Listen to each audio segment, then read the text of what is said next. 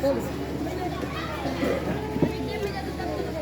اللہ الرحمن الرحیم الحمدللہ الذی کفا والصلاة والسلام علی رسول المصطفى اما بعد وقد قال اللہ تعالی ان الارض یرثها عبادی الصالحون بلا شبہ ہمارے ہی نیک بندے زمین کے وارث ہوں گے۔ جب سر میں ہوائے طاعت تھی سر سبز شجر امید کا تھا، جب سر میں ہوائے طاعت تھی سر سبز شجر امید کا تھا، جب سر اشیاء چلنے لگی اس پیڑ نے پھلنا چھوڑ دیا۔ اللہ کی راہ اب بھی ہے کھلی، اللہ کی راہ اب بھی ہے کھلی، آثار و نشاں سب قائم ہے، اللہ کے بندوں نے لیکن اس راہ پر چلنا چھوڑ دیا، اللہ کے بندوں نے لیکن اس راہ پر چلنا چھوڑ دیا۔ ذرا آپ اس زمانے کا تصور کریں جب یہ کوتنہ ایک 40 سالہ انسان نے اسلام کی آواز بلند کی اور صرف 23 سال میں وہ آواز اتنی دور پہنچ گئی کہ تاریخ اس کی مثال دینے سے قاصر ہے۔ اور ابھی ایک صدی بھی نہ گزری تھی کہ ایک انقلاب رونما ہو گیا، جو غریب تھے وہ امیر ہو گئے، جو بیچارے چرواہے کہے جاتے تھے وہ مسند اقتدار کا متمکن ہو گئے، جنہیں دنیا والے انپڑھ بدھو کہا کرتے تھے ان کا سیل روا اتنی تیزی سے بڑھا کہ ربع مسکون عالم پر ان کے تہذیب و تمدن کا ڈنکا بجنے لگا۔ جو تعلیم و تہذیب میں پچھلی صفوں میں تھے وہ امام بن گئے، انہوں نے یہ ثابت کر دیا کہ قرآن کا یہ اعلان اپنی جگہ درست تھا۔ ان الارض یرثها عبادی الصالحون، بلا شبہ ہمارے ہی نیک بندے زمین کے وارث ہوں گے۔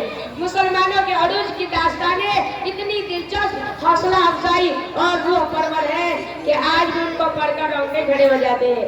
علامہ اقبال نے کیا خوب کہا تھا، علامہ اقبال نے کیا خوب کہا تھا، دشت تو دشت ہے دریا بھی نہ چھوڑے ہم نے، دشت تو دشت ہے دریا بھی نہ چھوڑے ہم نے، بحر ظلمات میں دوڑا دیے گھوڑے ہم نے۔ مسلمانوں ایک وقت تھا جب مسلمانوں کی شوکت و سطوت اور رعب و حیبت کا ڈنکا بج رہا تھا۔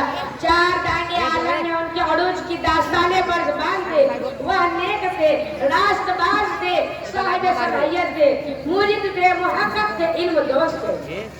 اور سب سے بڑی بات یہ تھی کہ ان کے دلوں میں خدا اور رسول سے اتنی محبت تھی کہ جتنی وہ اپنے مال و دولت اہل و عیال سے بھی نہیں کرتے تھے۔ یہی وجہ تھی وہ جدھر رخ کرتے انہیں فتح ہی نصیب ہوتی، وہ جس سرزمین پر قدم رکھتے وہ زمین ان کے قدم چومنے کے لیے بے قرار نظر آتی۔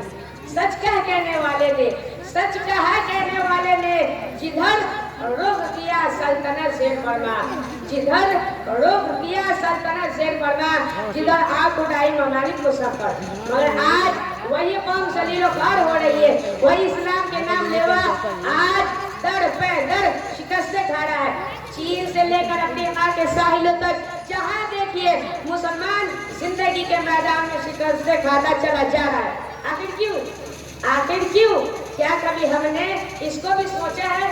آپ سبھی سوچیے اور سمجھیے۔ ظاہر ہے کہ جن صفتوں نے ہمیں ترقی کے منازل طے کرائے تھے، جن خوبیوں نے ہمیں بام عروج پر پہنچایا تھا، اگر پھر سے ہم سب وہ خوبیاں پیدا کریں تو یقین رکھیے ہم سب جلد کامیاب ہوں گے۔ ایک شعر پر میں اپنے تقریر کو ختم کرتا ہوں۔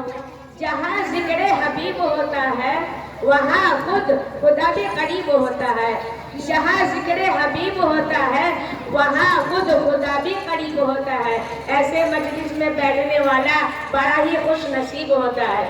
انہیں چند گفتگو پر میں اپنے تقریر کو اختتام کرتا ہوں۔